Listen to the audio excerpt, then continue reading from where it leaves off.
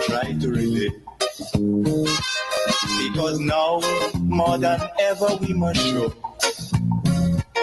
discipline, tolerance, and production to build a strong and better nation.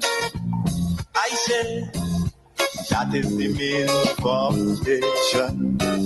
So come let us work hand in hand, because this is our land. Come my brother, come my sister, and let us build a nation together. Ooh, yeah,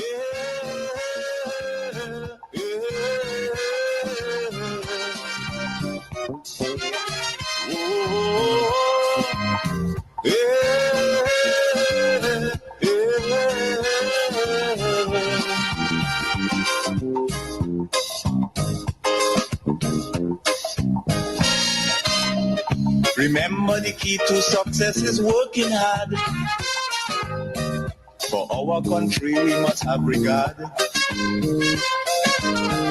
Forget all your differences, let we start to build. Yes, remember the key to success is working hard, but also I want to add working smarter.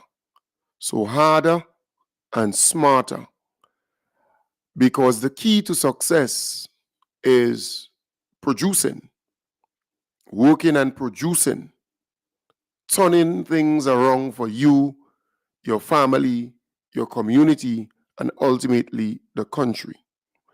I want to welcome you to the Dynamic Hour. Again, the folks on Facebook and YouTube, please share the live. Sharing is caring. When you share the live, you give more people the opportunity to listen to the program, to follow the program. I want to start off this morning by saying, do not go with everything you hear on call-in programs.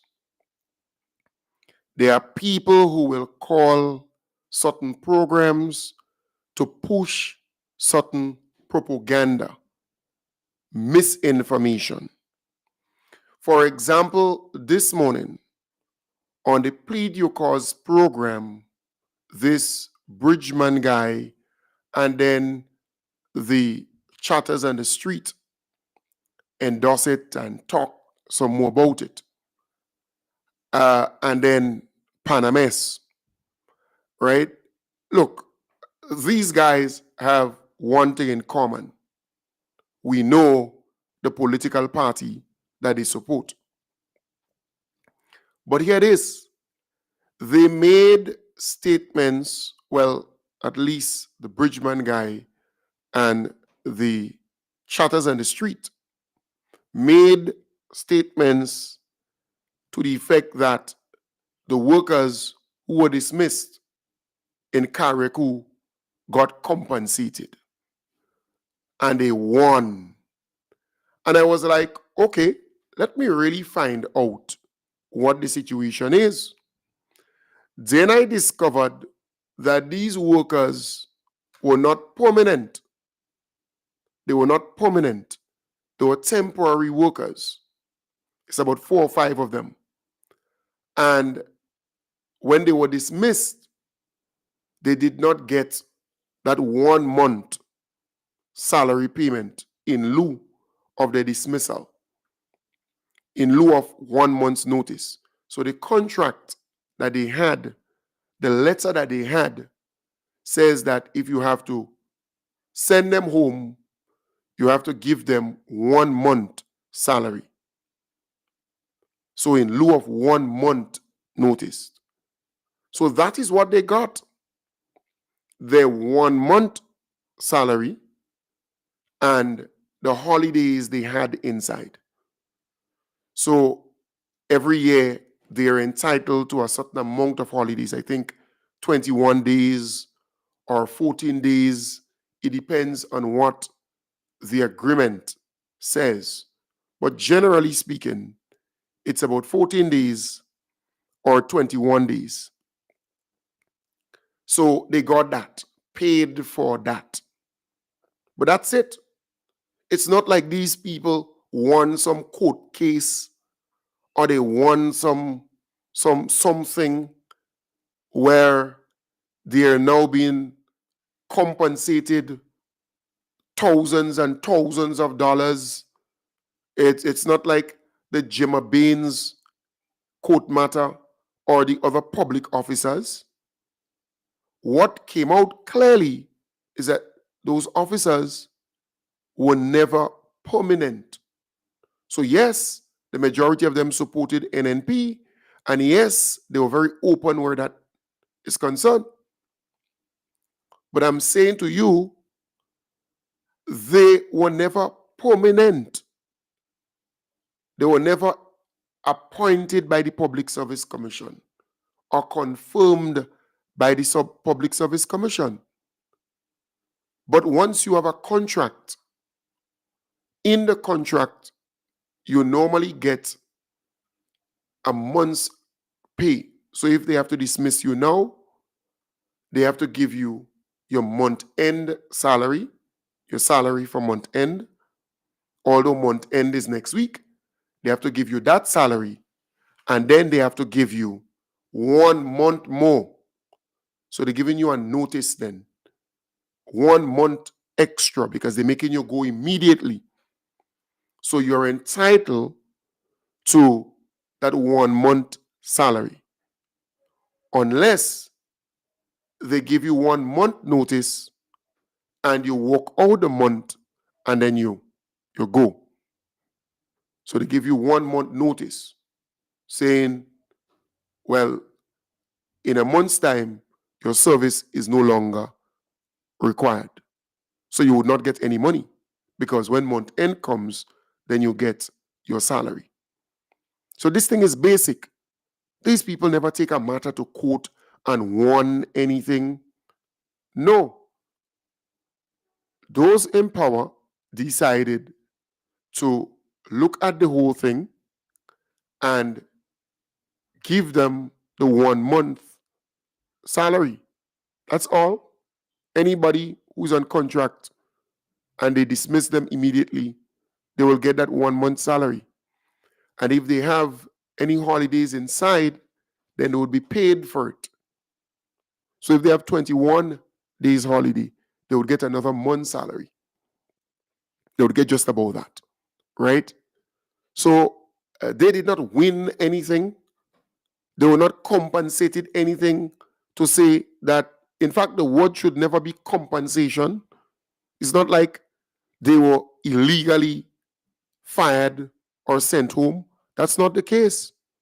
They were not illegally fired or sent home. They were on contract and they could have been sent home. And that is exactly what happened.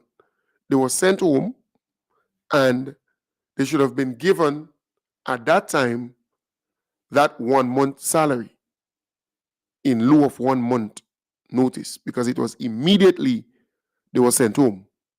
So don't make these people confuse you.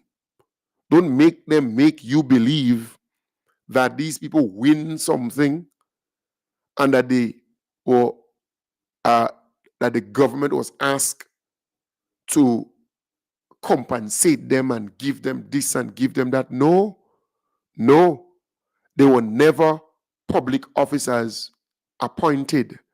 They were unestablished workers. And the majority of them, they are known NNP, and they were in the front line. You see, some people don't understand. If you're a known NDC or a known NNP, you cannot effectively function within the public service if the government changes. And that is why public officers are asked to abstain from all of these things. While you have a right to vote for a political party, while you have a right to support a political party, but putting on a party t-shirt, you going about in the meetings and the rallies and gallivanting and so on, could cause the public meaning a person who may not support the party that you support, to be fearful that you may treat that person unfairly if they come in front of you because that person does not support the party that you support. Because that is how tribal politics is. Very tribal. You don't support a particular political party, there's a great probability that you may be unfairly treated. Let's say you apply for a job. Let's say that person is your supervisor, and that person gets to know that you don't support that political party. So that is what they're trying to guard against. Because you should not be treated differently because you don't support a political party that the person supports, right? Because I could give you a real example. I had a very good friend whose supervisor, right, was a supporter of a political party. And because that friend didn't support that political party, and that supervisor discovered the political party that the person supported, which was not the one that the supervisor supported, that supervisor started treating that person differently on the job, seeking to frustrate that person so that they would lose their work or they would just leave.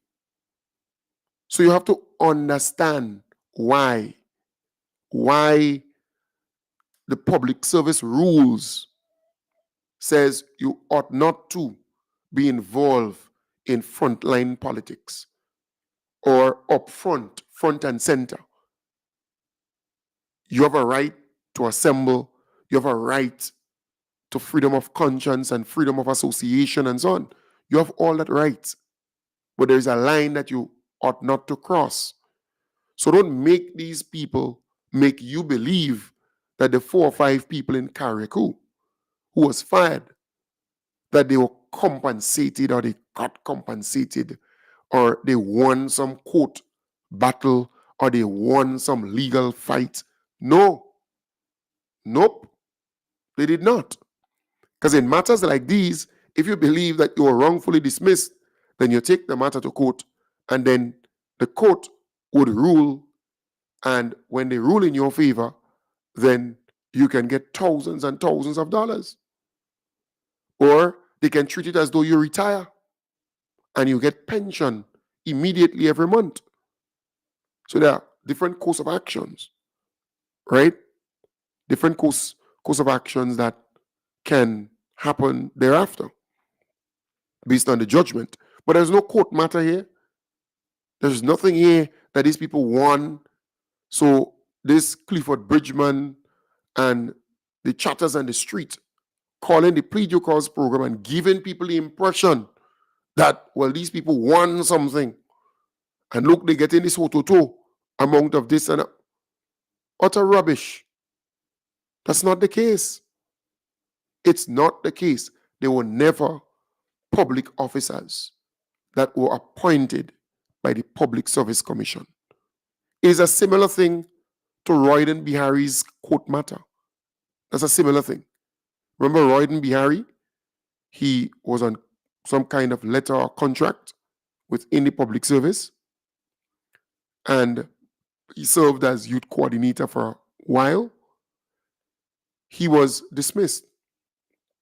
He took the matter to court and lost. All they had to do was to give him his 1 month salary and the holidays and so on. It's kind of normal, right? You're entitled to that 1 month salary payment and you're entitled to your holidays. So it's a simple thing, right? So don't make these people fool you or make you believe that they won something, they were victorious in something. But that's how the NNP stooges, pundits, zygotes, and sycophants operate. They call certain programs and they throw misinformation out there. Because they hear something in the parliament, they don't really hear exactly what was being discussed. But they heard that these 4 or 5 workers were given X and given Y. All they got was their 1 month salary payment and the holidays that they had inside. They're entitled to that. So it's nothing extraordinary. It's not like they're reinstated or they're getting some $1,000 and $1,000 or they're getting a walk back. No, no, no, no, no. No. Nope. That's contract. Right? That's contract. It's different. Totally different. All right? They're in contract. So I thought I should clear that up from the start of the program. Because these people believe that they can go on certain programs and fool certain people. But anybody with sense would know that these workers were never permanent. They were never established workers. And if the NNP loved them so much, they should have made them permanent. But even the NNP saw their incompetence. They never made them permanent. So they've been working in government for a period of time under the NNP administration, at least some of them, just about 4 or 5 of them. You know. And at the end of the day, remember the unions were talking and this one was talking and that one was talking about the matter. But nothing really came out of this to say that they won something and they got pension immediately or they got their walk back or no. So don't make these people fool you. That's the first thing. The second thing, I am not bothered by Panames, Devon Romain. He could call all programs and he can mention my name. If he crosses the line, then he knows how Kem Jones operates. But here it is. I am not a medical doctor. I was not at the Happy Hill Secondary School. And the majority of Grenada or the Grenadian people, they were not at the Happy Hill Secondary School. They saw the live video with Keith Mitchell at the Happy Hill Secondary School almost collapsing. He said he was getting a blackout. And I was never at Happy Hill School. The supporters of the NNP, when the man said he was getting a blackout, they clapped. They applauded. They were clapping. Panames, Devon Romain, would not criticize them. He would not attack them verbally. No. But he believes that my ladder is easy to climb. So he would verbally try to attack me for Keith Mitchell's foolish act. Because, one, if you have the flu, if you're sick, why the hell you're going in a school like the Happy Hill Secondary School? Pretty low. Less ventilation and all these different things. Why would you go in that school before a crowd and get on the way you were getting on? Why? I am not a medical doctor. You had Clarice Modeste. Clarice Modeste, who was a medical doctor, well, who is a medical doctor, and she was in the audience. She was at the front table, very close to Keith. When he said he was getting a blackout, she did not even move immediately. And I want to assume there was another doctor, I think she's in the Senate. I want to assume she was there in that room. Right? And maybe there was another one. But they did not move. They did not try to help this guy even before he almost collapsed or fainted. I am not Keith Mitchell's doctor. And I don't care too much about Keith Mitchell. Keith Mitchell is not a nice guy. He's not a good guy. I know Keith Mitchell more than Devon Romain, Panames, and a lot of the others. So I could tell you about this character. So don't believe that I, Kem Jones, should come on my program and cry for this wicked, nasty, bad-minded old man. That would never happen. I mean, I pity the guy. I feel sorry for the guy.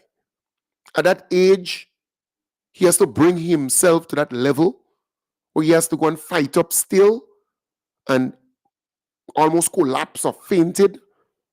I feel sorry for him. I pity him. And I ask people to pray for the guy. Because a man at that age, having served and still continue to for 40 years, right? Look at the constituency. Look at the constituency for which he represents. Look at the constituency. What has he done for these people? He was prime minister for 23 years and a half.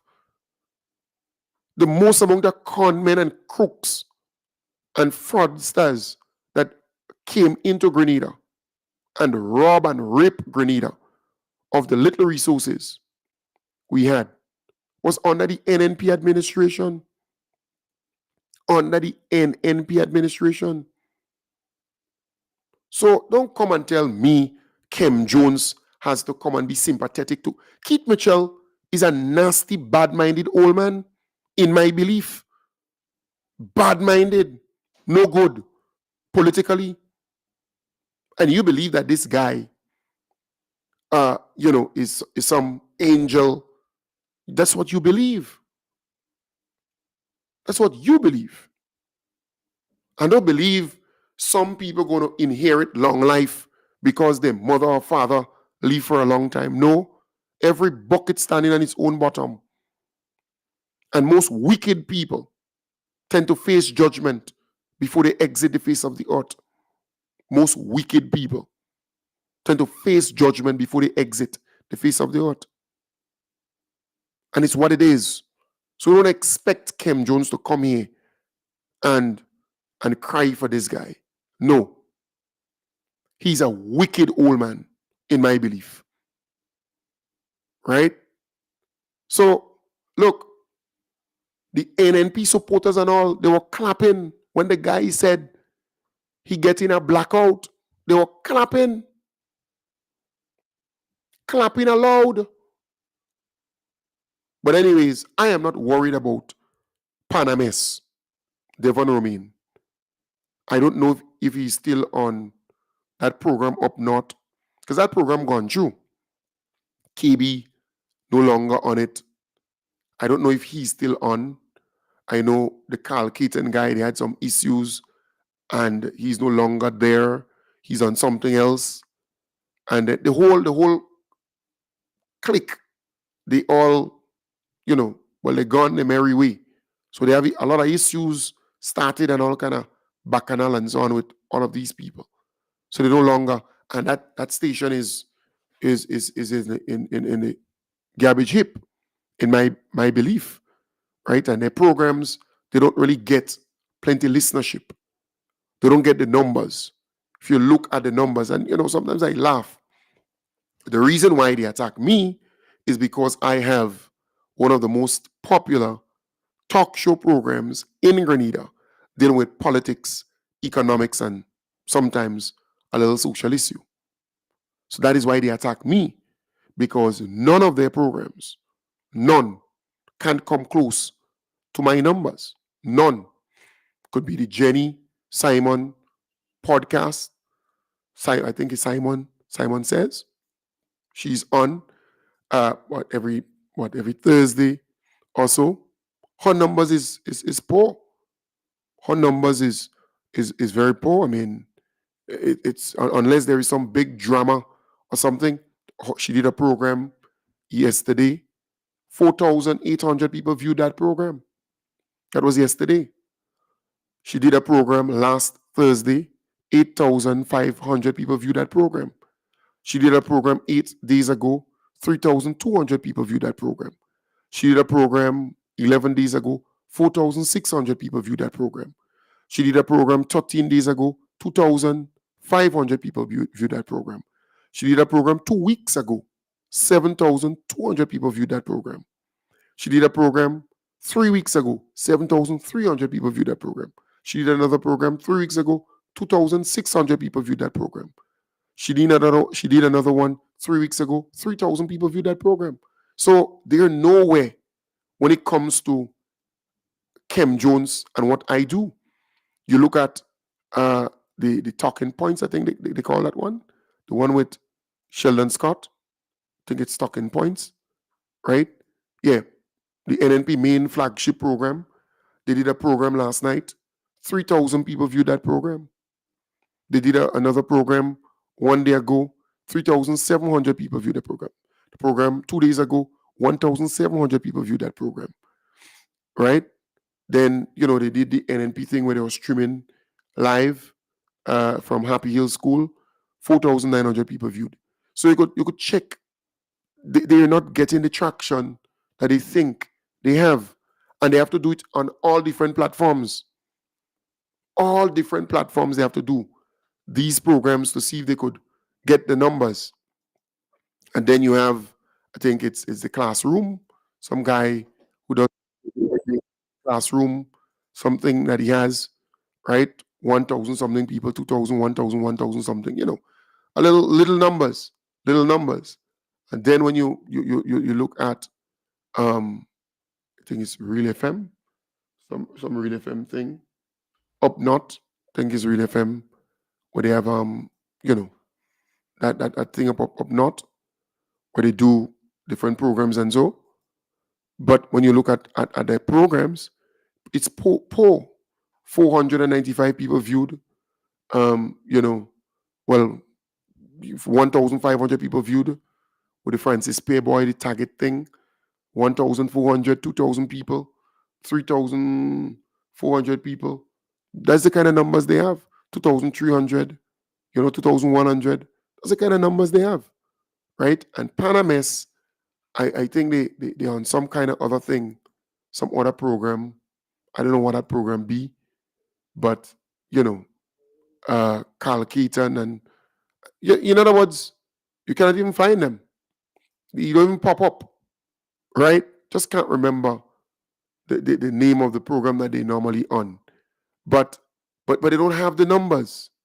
So I don't worry with them. I mean, plead your cause on a morning time. WFM used to be a big thing before in the days of Jericho and so on. But not now. You look at WFM online, it's really poor. 1,000 something, 2,000 something, little bit of people. A little bit of people view that program. You know. So I don't really make a fuss because these people, they are nowhere in my shoes. When I do programs on this platform, one, Vibes FM, 101.3 and 106.3 is very popular throughout Grenada, Carriacou, and PT Martinique. Right? It covers Grenada nicely, covers Carriacou nicely, PT Martinique, and up the islands. Right? It is very, very popular. So these things don't move me. And then when you look at Facebook, because I have prioritized Facebook, I focus heavily on Facebook, unlike the other mediums like YouTube, right? But a day ago, I did a program, 14,700 people viewed that program. That's a day ago, right? Jenny did a program yesterday, and it's what? 4,000 something people? But a day ago, I'm talking about 14,700 people, and that's just on Facebook. 2 days ago, I did a program, 12,100 people. 3 days ago, I did a program, 13,400 people. 3 days ago, I did a program, 16,500 people. 4 days ago, I did a program, 13,800 people. 4 days ago, I did a program, 16,200 people. A week ago, I did a program, 18,800 people.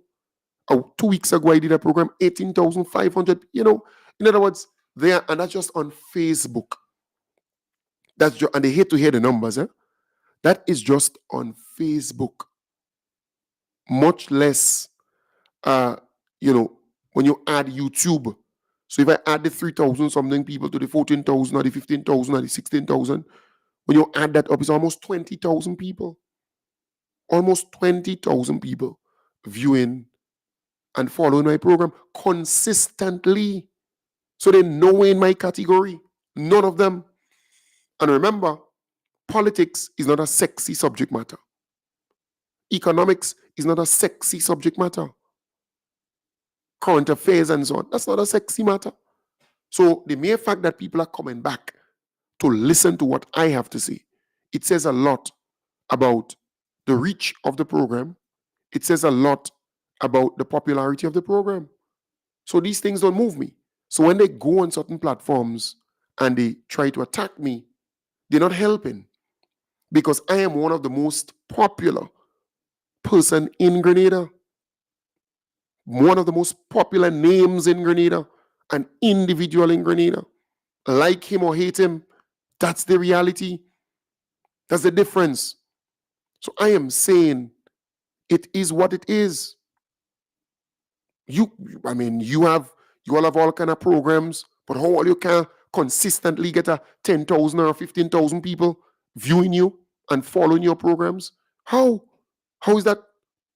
It's not. It's impossible for these guys. And there are slow times in talk radio, and still I consistently get the numbers. The facts are there. The facts are there to show. And mind you, I do far more programs than they do. I do 2 programs every day. 2 programs every day. One in the morning, one in the night. Sometimes I may not make it in the nighttime. Sometimes in the daytime. It depends, right? Because I kind of pace in myself, right? Because that's important. Kind of pace in it because, just recovering from the flu and so on. And you have to pace yourself. You don't want to beat up yourself too much, because at the end of the day, you have to take care of yourself. So I'm saying I'm doing 2 programs. So I'm getting in the morning time a certain amount of people. I'm not adding, when I speak about the 13,000, 18,000, 20,000, this 16,000, 17,000, I'm not adding it together, like the morning and the night, I'm not doing that. No, I'm talking about that single program, the morning program or the night program. So if I go to add 2 of them together, what will happen? Because there are people who are going to look at the morning program and not the night program. And there are people who are going to look at the night program and not the morning program. And there are people who are listening on radio, and I can't quantify, can't tell you how many people. But I know a lot of people listen to me on the radio. So when they attack me, I am not Keith Mitchell's doctor, and I am not his friend. I am his foe. FOE. Another word for enemy politically. You hear me? That's the reality. I am not his friend. If Keith Mitchell walking on this side of the road, I walk on the other side. If I go to a funeral and he's in there, I tend to just leave. I don't want to be in the same place with the individual, because he's not a good guy, in my belief, politically. He's nasty politically. So don't expect Kem Jones to come and cry for him. No. Let who and who cry for him, not me. No. I am not Ophelia. I am not, I wouldn't call his quote-unquote whatever name, because I think he's a good gentleman. He's a nice young man, decent guy, who had to go and change the locks, as the affidavit said, when that old bad-minded piece of thing change the lock, put locks on the door for I don't know if they get the divorce or they divorce. No, I don't know how they're going with that. Right? So it's alleged that he changed locks, and then poor little fella had to go and break the lock and change it. I'm not I am not that person. Right? I am not. I don't have to come on air and cry for this guy. If the guy knows that he's sick, relax self. Relax. You're fighting up. You have all that money and all that resources. Relax. What you're fighting up for? And then you have to come up with some little video of you playing some domino and you're doing your leap. All kind of old stupidness, you're doing your leap. You just watch this guy. You say, oh God, what are you fighting up for? What you fighting up for after 40 years as MP for uh St. George Northwest, Prime Minister for 23 years and how much? Look at Keith Rowley. The man hand over the thing nicely and he exit the political scene. Simple. Simple like that. No big force, no hype, no nothing. Just get out. When he on a high, when he's prime minister. But look at you, you nothing. You're not even the opposition leader. You're not even the leader of your party. You're a nobody. Keith Mitchell is a nobody politically. He's a old, you know, a old dinosaur politically. Keith Mitchell is a old dinosaur politically. He's a piece of wreck, a derelict politically. That's him. So he's a nobody. Look at how this guy come now. Huh? You see how Keith Mitchell come? It's sad, you know. Look how the guy come. That is what is sad about all of this, you know. The man was a demigod, high up there. There was one woman who called and say she praising him and she will kneel before. In fact, one of those politicians kneel before him, you know. The late Nimrod, Elvin Nimrod.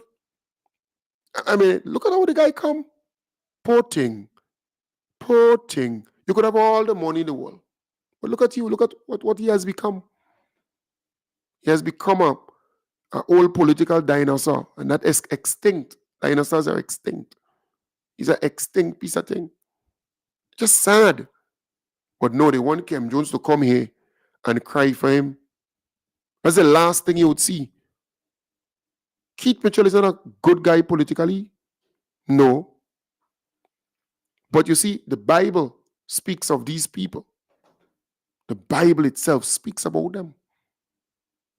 After a while, because of wickedness, death and all that's afraid certain people, you know. They live in, but they're dead. They live in, but they're dead. Death shall leave them. Yeah. Wickedness. There was a guy in Grand Roy. He did so much of bad things to his mother and father. And every time, you know, you'd sick, go down in the hospital, come out, go down in the hospital, come out, go down in the hospital for months and months and months and years. But he was already dead. Death already left that death. But the wickedness, Pampers, in Pampers, out of Pampers, sick, this, into. It's just like the one that was involved with Cap Bank. Right?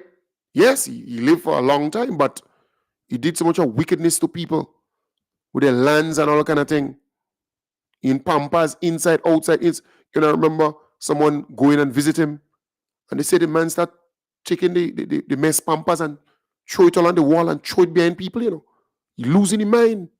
Well, he lost his mind. He died. He was buried recently. Yeah, lost his mind. When you do things, you know, you have to pay for it here. Yes, some people may believe that you're nice and you're good and you're that and no. Go to what? The wickedness, you have to pay for it on the face of the earth. So the individual, you know, you watch with him, you say, oh boy, it's like a sweezer cock at the time. Wickedness, not a wickedness the individual did to people. Look at the amount of people who lost money in Cap Bank. Look at the amount of people. Death shall leave them wicked with their wickedness. And they believe that, you know, somebody have to come and cry and pity. Well, I mean, I could pity you and feel sorry what you become. Look at you. Look at you. Just sad. So I'm not afraid of those individuals. I mean, they would attack me, but nothing wrong with that. Nothing is wrong with that. They don't get anywhere with that. It's just sad. Very, very sad. But don't expect me to come here and cry for anybody. No. And especially my foe, my enemy, politically. All right? It's what it is. It's what it is. Moving on. I want to say there are some people in this country, they really want bad news to befall Grenada. They really digging and digging. They want bad things to happen to Grenada. I saw this news piece last night, and some people may just brush it aside, right? This news item. Businessman David Young, the CEO of Evergreen Group Holdings in South Korea, has been denied permission to travel overseas for the third time after being deemed a serious flight risk. Young, who is facing multiple charges for falsifying accounts, applied to visit Seoul and Kuala Lumpur for business from March 21st to April 2nd. However, District Judge Brenda Tan rejected his request on March 20th, citing unresolved issues surrounding his Cambodian passport. Young, 37, who was arrested in August 2024, is accused of falsifying accounts linked to promissory note arrangement at Evergreen Group Holdings. He is currently facing 4 charges. A previous application to travel in February was denied after questions were raised about his Cambodian passport, which he claimed to have surrendered to authorities in June 2024. According to an article by the Straits Times, a Singaporean daily English language newspaper, in a recent court session, it was revealed that Young had shown interest in obtaining a Grenadian passport. Imagine, I know who is in charge of GBN Newsroom. I know who is responsible now for producing certain things. So I'm not blaming the reporter. No. I'm not. But if a person showed interest, right? I mean, that should make GBN News think about it. So if a person shows interest in something, that should make the news. The guy did not even apply for a passport from Grenada under the CBI program or IMA. The guy did not even apply. You could imagine that? But they're so desperate. Some people in this country so desperate to pin Grenada bad. It's not even funny. So the guy, some newspaper, some article said he showed interest,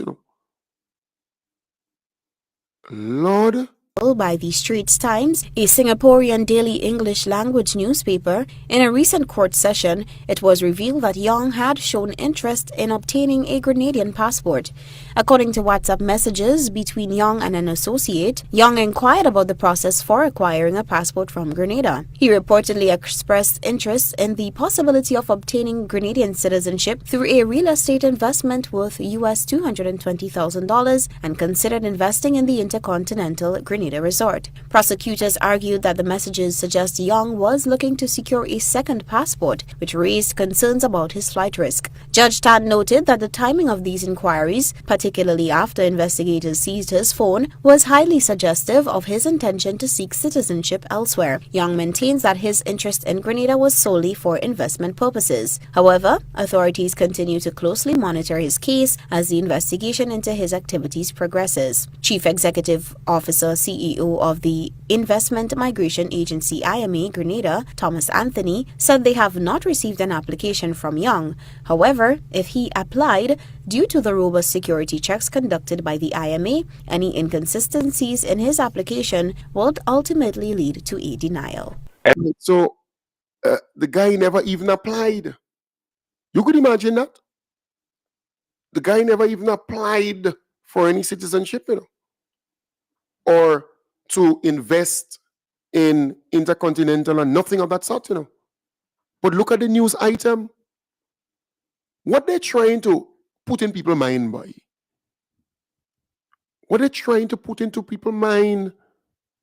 I mean, it's sad, boy. It's terribly, terribly sad. This is news. This is what Grenada has become. That is news. The guy, okay, you claim the newspaper said he showed interest. Nothing wrong with showing interest. The guy never even applied for a passport or applied for a citizenship. Nothing like that. Nah, boy. Nah. Or you too desperate to make Grenada look bad, to paint Grenada in a bad light, boy. Nah. Too desperate. There's some people in Grenada who are just too desperate to paint Grenada bad. Every applicant, apart from their providing their passport, would have to also provide their birth certificate. So that in that case to which you refer, it was suggested that he would have been applying under a different name, which appears in his Cambodia passport. That being the case, the birth certificate name and the passport name would have been different.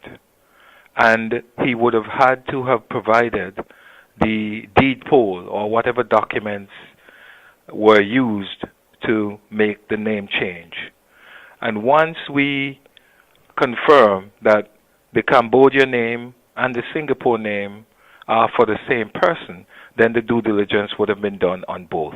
And we would have uncovered that he had issues in Singapore, and on that basis would not have been a candidate who would have been approved under the program.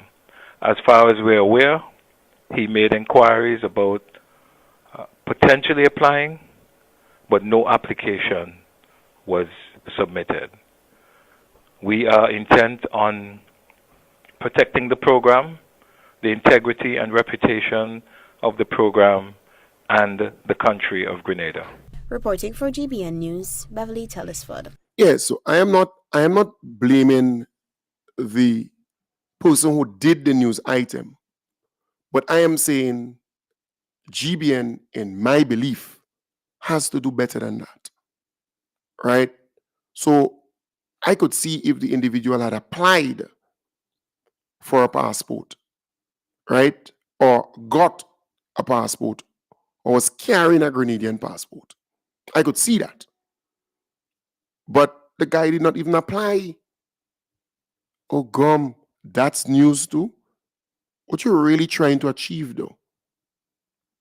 So sometimes you can't just look at the person who is doing the story, but look at the people behind it. And you ask questions. What picture are you trying to paint on Grenada's CBI program or IMA? In other words, one has to look deeper. There are a lot of people who can't look deeper, and you have to help them to understand what is at play. All right? Yep. Because I know the people who work at GBN, and I know who is doing X and Y, every one of them. I know about MTV2, and who is doing the work there, and who producing this and producing that too. I know. So I am simply saying it is clear that we have a lot of people in Grenada who just want bad news of Grenada. And it disappoints them when they don't get it. Because you realize this thing is not even newsworthy. It's not even newsworthy. So why produce such a piece to achieve what? I could see if the person applied for Grenadian passport, or they get through, not even apply, because you could apply and not get through, that they get through and they carry a Grenadian passport. I could see that. But nah, boy. But folks, I want to wish you all the best, right? Have a wonderful weekend. I will be back with you on Sunday, God's willing, from 1 to 2 to continue that journey. Take good care